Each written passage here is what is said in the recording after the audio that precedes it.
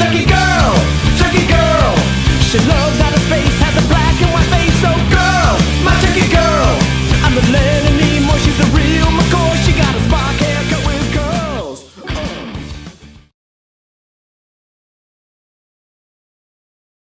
Hello! Hi! Hello. This is a joint venture between the Trekkie Girls and Visionary Trek. We are so privileged and honoured to be joined by Manu Intiraymi and Duncan McNeill. I struggle to pronounce your name. You do? Yes. It's Sir Robert Duncan. Yeah, exactly. McNeill. If you add the Sir, it helps the pronunciation. Rolls off the tongue. Yes, it really does. And if you add Madam Manu Intiraymi. Yeah. That works. I agree. Wonderful. Well, thank you very much for joining us. You had a good weekend. So Yeah, far, so good. good. Nothing Yeah. bad's happened yet. No. Yet. Da-da-da. We just finished your panel talk. It was absolutely brilliant. We had a really good laugh. Oh, One good. of the best panels Yeah. I've been to. Laughter, Really good. tears, some farts. Yeah. Laughter, tears, We and like- farts. That's kind of my That's all you need. That's my motto in life. You wouldn't think that you've never had a panel before. No, we never have. We never. I don't think we've ever been on a stage together. No. You bounce off We each other did really one well. other convention. We were at FedCon a number of years ago, but we didn't ever. We didn't have a We didn't panel. talk or anything. No. But that's a bit like your characters. You didn't really have many scenes on Voyager No, we together. didn't. No, we didn't. Did you ever met each other before conventions? Have you actually been introduced? Thank you guys so much for documenting our introduction. Yeah, it's been nice to meet the real Tom Paris. Yes. Who is this Robert Duncan McNeill? Yeah, I don't know. Exactly. The other day, this lady wrote that she had seen Manu Intiraymi and Robert Duncan Yes. McNeill in the hallway. So That'd be me. yeah, you're not the only one. Was that you? Was You that said really you? Duncan? No, it wasn't me. I was joking. It was I like Duncan, but I was It's a like, good- it's I a wanna good- be, that's my rap That name. can be Yeah. beatboxing. MC Duncan. Yeah. Beatboxing are great beatboxing Yeah. guys. Yeah. That could be like beatboxing. Yeah. Great beatboxing. I hope somebody got that. I don't think I right. ever beatboxed before in a panel either, so that That's may a be the first. first time, yeah. Yeah, we were awful. That was Oh, that's probably horrible. the worst beatboxing probably ever seen. But probably the best gargling of water that you've ever seen at a convention. Maybe the first ever. Yeah. Yeah. I can imagine I Robert did. Beltran going for that, a bit of Chakotay style. Yeah. I mean, Gargling? Beltran kind of sounds like the sound that a gargle makes. It's meant to be. Yeah. Beltran. I gargled water in the panel for those out Yeah. That's even a missing watching. I have no idea what we're talking about. And I mean, you know, you don't think the simple things are brilliant, but he gargled water, and I tapped my ring against the microphone to a beat, and it was gorgeous. We did that for about 3 hours, and it was really entertaining. I don't think the questions were that bad for you, audience. I mean, if we would have laid that down, Oh, You'd we'd be be like signed. multi-platinum. Yeah. Signed Be all over straight the away. planet. We just yeah. So when you've done these panels before, have you ever had a question come from the audience? I mean, we've heard them before in conventions where you just think, Yeah. Right. what's your question that's made you go, that still sticks with you today? the worst, creepiest question we've Yeah. ever gotten. You ever had a really weird one? I'm trying to think. Yes, there have been some, but I can't recall what they are. But every now and then there'll be a question that feels like, and it's not always the question. It's not always what they say. It's the way that it's. Do you know what I mean? Sometimes someone will stand up and they'll ask it in a way that you just feel like, this is weird. You know, the Whatever you think you know about me, Okay. you feel for me, I don't really want to get involved. What's the question? Will you Well- marry me? Yeah, that's happened a couple times. Yeah, that's But I assume that that's silly. I don't think anyone would really You don't propose. know. Oh, yeah. maybe. Has anyone ever Well- thrown like underwear or anything at you on stage? Well, that's great fun though. That's nothing to be. We'd That's like to not put a creepy request unless out. the underwear are like that big. Yeah. Bridget Jones pants. Which actually I'm not against either. I'm, wanna All throw sizes of all underwear. sizes of underwear. When you received. Women's underwear, throw them at me. I'm down. Not for it. men's. Not men's. Well, if it's an effeminate man, like really effeminate. But what were we just on though? We were on something. Underwear. Topic. Oh, weird Questions. questions. You know, 99% of the Star Trek fans are lovely people, but you do get the few weird ones. The weirdest question I ever got was very creepy. It was, Manu, do you have a girlfriend? Yes, I do. Oh, well, if I can't have you, I don't think that I want anyone to. Oh my gosh. Said that. Wow. How did you answer that? One. I just went, oh well, that, you know, and I just kind of played it off like Yeah. I just went, oh well, that's very you know, ballsy. I just said something like that's strong of you and that's love than scary. anybody else, you know. I just Especially if your kind girlfriend often comes with of you. passed to right events. over it. At the Yeah. time, I don't think. Oh yeah, no, I was dating this woman and she was back home at the time. But that was there was the response to the answer that creeped me Yeah. out. Yeah. Have you ever had any fans cross the line, possibly a little bit, like, you know, when you're out and about and things like that? Has anyone ever? I've had a couple of. It's very rare. I it's- would it's say so it's rare probably like that- you that- put it. In life, I think 99% of people in the world really are good-hearted people, and they're respectful, and they're kind, and they're empathetic, and It must- there's See if we can the cross one, that line. Yeah. 1% that It now must and be then, and hard. sometimes you don't even know right away, and they reveal that, you know, Actually. A little bit that of they're- stalker behavior. yeah, or something like It must that. be But it's so difficult. rare, and Yeah. Because you put yourself out there that, you know, even if you're like having a bad day, you know, you've literally just popped to get some milk or something and somebody approaches you, you can't really be rude. You know, you have to kind of be gracious and... Well, you can be rude in life. Yeah. At the cons, I kind of feel bad to be rude, but if I'm out and about in Yeah. the world and somebody gives me a weird time, then I just tell them to F off and get away from me. But it's true. I mean, I've been doing this for, who knows, 17 years or something now at least, and I think twice I've dealt with something that was, you know, maybe a danger to my life, or, you know, sort of, stalker behavior that got very scary. One woman that ended up getting arrested. She had a .45 caliber on her seat. Oh my god. But that was once. Yeah. In 17 years. Yeah, and all of the prob- fans you meet. Yeah, and the problem is that sort of story is such a powerful story that it takes away. You're right. You can't focus on that. Yeah, you Yeah. and you really it's a bummer because the question always comes up about how weird is the fan base, and the answer is they're not. No. Yeah. There's strange stalker types for all celebrities. and yeah, all- that's the thing. Is I Yeah. think all there's some entertainment. people that it's not even about Star Trek or Yeah. even the people specifically. It's just that some people are dying to connect to celebrity, and they might do it with athletes or music people or actors or whatever, and they're craving some connection to celebrity, and it's not a healthy connection they're looking for. So. I want to lighten note. Yes, thank God. A little bit deep. Let's all fart for a minute and just lighten this Let's up. arch the theme of Voyager. That would be amazing. That would Somebody be. do that? If I would Ethan Phillips can do I could that. pay good money to We might need to I think I would Ethan pay Phillips can do Do you it. think he can? I think Ethan can fart the theme. I think if we gave him a month to practice. So Challenge accepted. So should we phone him in? Yeah. Skype him in and Let's So Skype him in. one of you must have him on your mobile. I think we both have Johnny on our Hey. phones. So Manu, what Count on was that. your favourite sweater you got to wear on Voyager? Favorite sweater? I never had to wear a sweater. I might use the word wrong because I'm trying to Americanise it. And I've done that wrong. Like, what was your outfit? So, I actually didn't mind my outfits. There was the blue and gold one, and then in the final episode there was that kind of fancy all gold one That was my I liked favourite. that one Yeah, the that most. was really nice. But I only got to do that for that final episode. And then mostly he was in that brown sort of whatever it was, and then of course Coppery it was, sort of, yeah, it was brown and red and Yeah. brown and copper and lighter brown. I liked all his, and they were comfortable. And the first 2 weeks on the show, I was in that whole half Borg, half, half Borg, half. What is it? What is it called when you're made a Borg? You're assimilated. So he was like half assimilated. So I had like one white, long, skinny teenage leg sticking out, and then I was like robot from that part up. And was very uncomfortable and it would rub and chafe, and so just getting into the new Icheb costume for the rest of the show was like A relief. comfortable, yeah.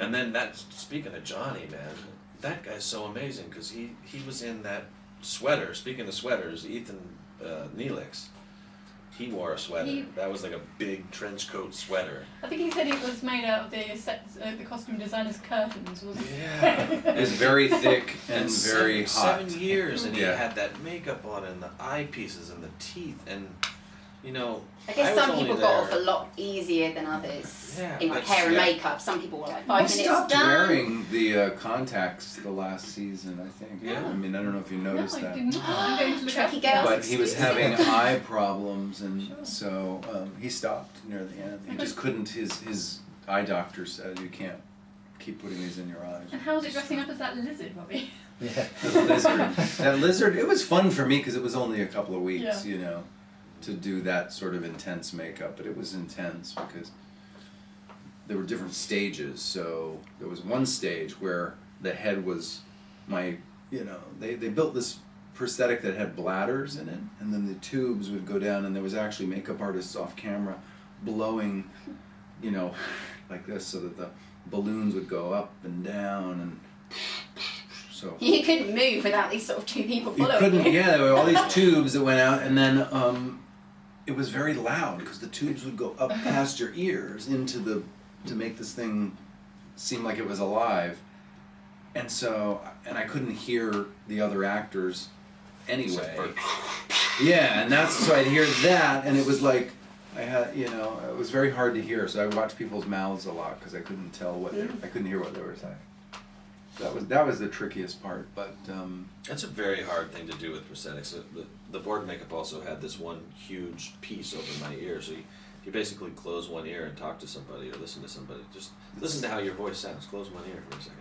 Say blah blah blah blah Blah, blah. blah, blah, blah, So blah. it's odd. Yeah. And then to try to emotionally act with that weird sound and with not hearing somebody and what they're giving you and reacting to them, it gets difficult. And I also did Renegades recently, and they gave each of an eyepiece, and so they closed my ear and they closed an eye for a lot of the movie. So I'm acting like this, which you don't think it would be that difficult, but when you have one ear and one eye, and then I had to appear each of in this new story is he's buff and he's got all these new Borg implants in him, and he's like a liquid steel Terminator. He can the Borg have gotten smarter. They can look like humans. They can the technology's improved. So he's like this really hardcore badass character. But then I couldn't see or hear anything, and I was stumbling through hallways, and it was really tricky to think that you're unstoppable when you can't see anything. Right. Robbie, when Yes, sir. the changes were made to Voyager at the beginning of season 4 and Jennifer left and Jerry Ryan came on, most of season 4 was about introducing Seven, and it was very Seven dominated. Yeah. How did you feel at the time about your character, and did you think, oh, that's the season where we're not going to see much of Tom? And did you like the changes that were made? I did like the changes because it felt like I think they didn't really know how to write for Jennifer Lean, so that character always floated around. She floated from one thing to another. She was Neelix's girl, then she was my girl, sort of, Paris's girl briefly, and then she was a nurse, then she was a botanist, they just didn't know what to do with her. So when they brought Jerry on, at least it felt like with 7 of 9, they had an idea. They really clearly could see where a character was going to go and exactly what it is. So that sort of clarity felt good. By season 4, I had been directing a couple of years at that point. And to be quite honest, my focus already was really on directing. So the acting, as the character evolved, it was fun for me. But I wasn't invested personally in that character having to be important or big or small, however it worked for them. Because I was really enjoying directing already at that point, to be honest. I was like, great, I get 5 days off to go do something, if I didn't have a big story, it was fine with me. And I thought the story that developed with B'Elanna was interesting. I thought that was was nice to see a real relationship develop on our show and kind of play out over the years. It was hard with the pregnancy storyline because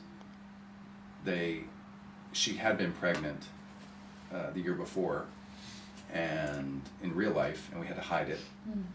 And my wife was pregnant the same year, so I was dealing with a pregnant co-star and a pregnant wife. And then after Lots that of pregnancy hormones. after that very challenging year, we came back the next season. They were like, "We're gonna have B'Elanna be pregnant in the story now all year." Jeez. Another pregnant. So I had to go through a pretend pregnancy. So it felt like the endless years of pregnancy. Actually, I'm watching. I'm doing a Voyager rewatch at the moment, and in season 2, I'm at the part where Tom Paris is pretending to be a jerk when he's actually secretly going to be working for Voyager, trying to flush out the spy. Did you know that was going to happen? Did you know that that Tom Paris was going to be a good guy at the end, or was the character introduced to you as, okay, let's just be mean to Chakotay all the time? I think no, they didn't introduce him as Let's Be Mean to Chakotay, but they definitely introduced him as actually there were a couple things. First of all, I think when they first conceived the character, they imagined him a little older, and I think they imagined the captain, to be quite honest, a little younger. So I think they imagined that Paris and the captain were going to be a couple on the show. Before I was cast or before Kate Mulgrew was cast. That was the way that they imagined the series going. That's part of the reason that the captain was number 1 on the call sheet and I was number 2 on the call sheet, because that was the original love interest story before anyone was cast. Once I was cast, and then it was briefly Geneviève Bujold, but Kate Mulgrew. Either way, not the right age match. So by the time we were cast, it was clear that if the captain was going to have a love story, it wasn't going to be with Paris, it was probably going to be with Robert Beltran. He was the closest one in age and made the most sense. Anyway, so I don't know that anybody had an idea of where that character, because, you know, the writers will write something and they'll imagine something, but it's not until you get an actor in the role. You don't necessarily know which way it's going to go. You don't know what's going to be the strengths of that actor and the stories you want to tell, and so I think things evolve, you know. I think that the sense of humor that Tom Paris had, they got out of watching dailies and seeing me, because they weren't writing that the first few episodes. He didn't really have a sense of humor. He had a chip on his shoulder and was definitely... Kind of evolves, like, obviously, like with part of you almost, as the actor. Yeah. Part of you comes out in that character. Yeah, You've been playing exactly. it for quite a long time, I suppose. Yeah, exactly.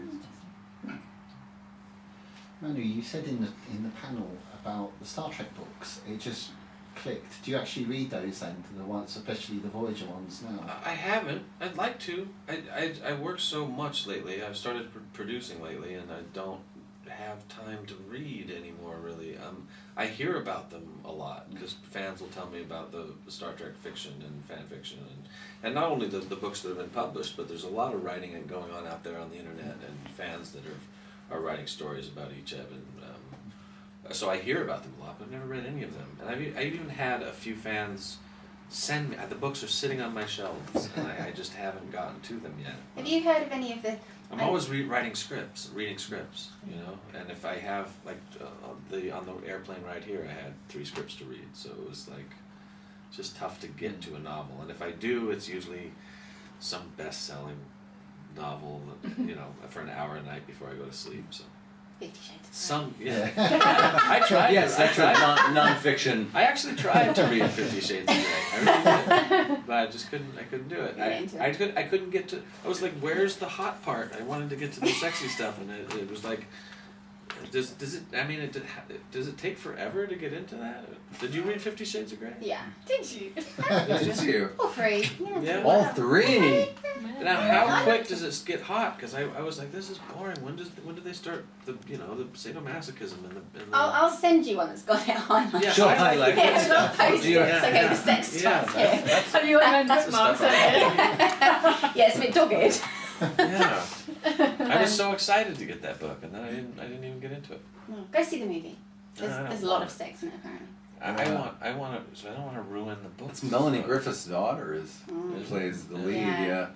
I saw Melanie Griffith said she's not going to go see it. No, She I don't No, want to go see see it it. because my daughter. girlfriend, we have this little rule where we have the top 3 celebrities that if we got a chance to sleep with them. The free pass- laminated list. The free pass Yeah. list, right? Laminated list. And is it Tom Hiddleston playing that part? Oh, right, yeah. He's He's on on our her list. list, so there's Oh, no wow. way I'm going to go see that. He's on movie. 50 Shades of Grey? Yeah. No, it's not. It's Tom Tom Hiddleston? Hiddleston. Jamie Duran? Jamie Duran. Duran, yeah. He's on the list too. Oh, so okay. yeah. Yeah, that could be You're out of 3 awkward. already. Yeah, That could be awkward. I don't want to go watch what she wants. Oh, jeez. No. I don't like thinking about it. No. Oh. Change subjects. Yeah. No, apparently there's some weird kind of fan fiction out there. I know with the Oh, like, supernatural yeah. guys There's, get some Ah. really Spock weird. and Her. Like, Really? yeah, Like have you a- ever a had any of couple? that Oh thrown yeah, your way? yeah, Yeah. There is. That must be Interesting, yeah. really strange. So I you've had had a- some. I had a woman give me a whole like Icha Mizati love story, Oh. and then had me Little girl. sign a bunch of like Icheb and Mizati like totally when they were older. Sorry. Yeah, it was weird, but I'd still like to read it. I just haven't gotten to it. It sounds interesting. Well, she has it highlighted for you. Yeah. Yeah. Like fan Well, fiction. I think that's all we have time for. Yeah. I think you guys did a really good job. Yeah. Oh, Yeah. thank Truck Girls. you. Yeah. Oh, that's We- very And you kind. did a fabulous job Oh, as thank well, you. I think. And behind the camera. Yay, Oh, round of applause for John. Fantastic steady cam. Yes. I tried to We do forgot that. our tripod. Yeah. We finally forgot to press play now. Nice work. Thank you Yeah. so Thank you. much Yeah, for thank you. joining Thank you. us. Thank It's you. been You're really lovely to We meet hope you you both. I enjoy hope so. your time here. Are you going to the ball tonight? For or sure. do you get a Yeah, chance for to do sure. that?